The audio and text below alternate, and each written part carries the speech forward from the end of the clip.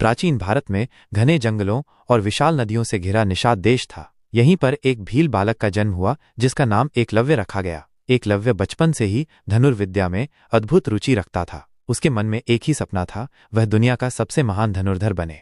एकलव्य ने सुना था कि हस्तिनापुर में गुरु द्रोणाचार्य सर्वश्रेष्ठ धनुर्विद्या के शिक्षक हैं। वो गुरु द्रोण से शिक्षा प्राप्त करने की तीव्र इच्छा से हस्तिनापुर के लिए निकल पड़ा। जब एकलव्य द्रोणाचार्य के आश्रम में पहुंचा तो उसने विनम्रतापूर्वक गुरु द्रोण से निवेदन किया कि वे उसे अपना शिष्य बना ले। लेकिन द्रोणाचार्य ने यह कहकर मना कर दिया कि वे केवल राजकुमारों को ही शिक्षा देते हैं और एकलव्य एक निषाद पुत्र है। एकलव्य का हृदय टूट गया, लेकिन उसने हार नहीं मानी। उसने सोचा, यदि गुरु द्रोण मुझे शिक्षा नहीं दे सकते तो मैं स्वयं ही उनसे शिक्षा ग्रहण करूंगा।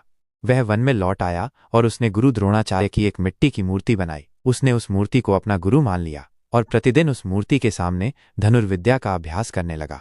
एकलव्य की लगन और परिश्रम अद्भुत था। वो सुबह से शाम तक बिना थके अभ्यास करता रहता था। उसकी एकाग्रता और समर्पण ने उसे एक असाधारण धनुर्धर बना दिया। उसकी कुशलता इतनी बढ़ गई कि वो अर्जुन से भी बेहतर निशानेबाजी करने लगा। एक दिन जब कौरव और पांडव राजकुमार वन में शिकार कर रहे थे, उनका कुत्ता भटककर एकलव्य के पास पहुंच गया। कुत्ता एकलव्य पर भौंकने लगा। एकलव्य ने बिना कुत्ते को घायल किए अपने तीरों से कुत्ते का मुंह बंद कर दिया। राजकुमार यह देखकर आश्चर्यचकित रह गए। उन्होंने एकलव्य से पूछा, तुम कौन हो और तुम्हें यह अद्भुत धनुर्विद्या किसने सिखाई?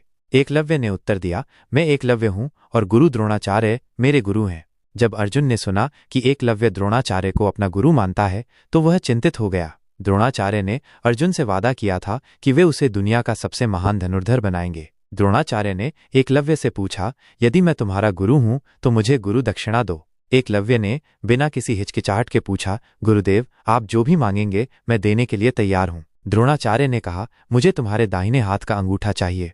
एकलव्य ने बिना एक पल भी सोचे अपने दाहिने हाथ का अंगूठा काटकर गुरु द्रोणाचार्य को दे दिया। उसे पता था कि अंगूठे के बिना वो अब कभी भी अर्जुन से बेहतर धनुर्धर नहीं बन सकेगा, लेकिन उसने गुरु के प्रति अपनी श्रद्धा और समर्पण को सर्वोपरि रखा।